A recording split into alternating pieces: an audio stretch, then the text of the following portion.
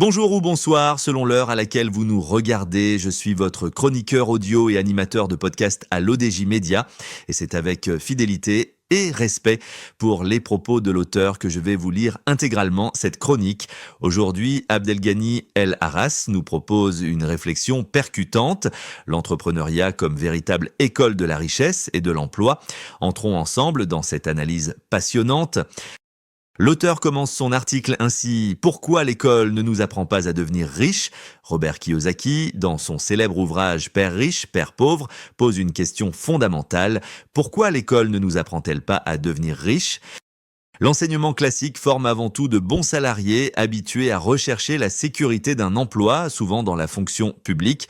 Or, cette logique limite la créativité, bride l'innovation et perpétue une dépendance au salariat.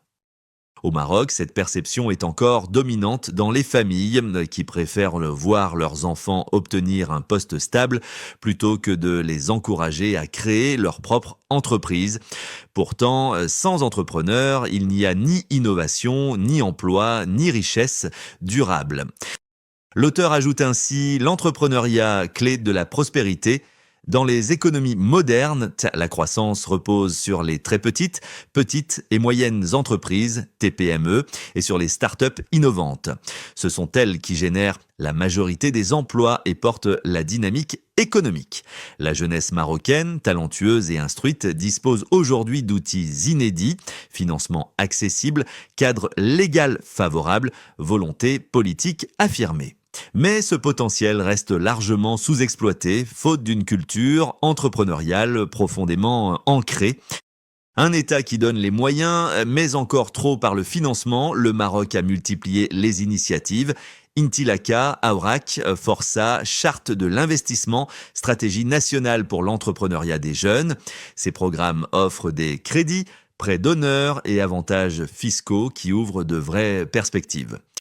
Cependant, un déséquilibre persiste.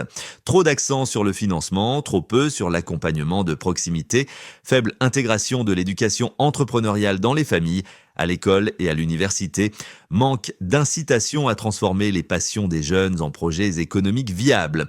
Sans mentor, incubateur, suivi post-financement et surtout sans changement culturel, de nombreux projets financés échouent avant même d'atteindre leur maturité.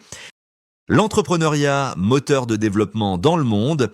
L'expérience internationale démontre que ce n'est pas seulement le capital financier, mais bien l'esprit entrepreneurial qui change les nations. États-Unis, culture du self-made et rôle des universités, Harvard, Stanford, MIT, qui ont incubé Google, Apple, Facebook, Tesla. Corée du Sud, sortie de la pauvreté en une génération grâce aux PME technologiques et à l'innovation. Allemagne, puissance économique fondée sur le Mittelstand, PME familiale, soutenue par une éducation technique solide. Rwanda parie sur le numérique et l'entrepreneuriat pour attirer les investissements et créer des emplois pour les jeunes. Changer la mentalité, famille, école et université. Les familles doivent apprendre à valoriser la prise de risque et la création d'entreprises au lieu de pousser vers le seul emploi stable. L'école et l'université doivent intégrer l'éducation financière, la gestion de projets et l'esprit entrepreneurial dès le secondaire. La société doit reconnaître et célébrer l'entrepreneur comme un créateur de valeur, au même titre qu'un médecin ou un ingénieur. L'auteur conclut son article ainsi: vers un nouveau paradigme. Réduire le chômage des jeunes au Maroc ne se fera pas uniquement par des prêts bancaires ou des aides publiques. Il faut un véritable changement de mentalité. Comme le rappelle Kiyosaki, ce n'est pas votre salaire qui vous rend riche, mais vos compétences à créer de la valeur. Avec la volonté politique, les programmes publics disponibles et les opportunités offertes par la charte de l'investissement, il est temps de faire de l'entrepreneuriat un choix naturel et valorisé pour nos jeunes diplômés.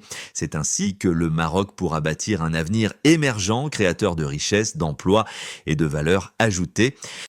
Merci à vous d'avoir suivi cette chronique. Rendez-vous dans notre prochaine chronique pour de nouvelles analyses et réflexions passionnantes, toujours dans l'esprit clair, humain et rythmé de l'ODJ Média.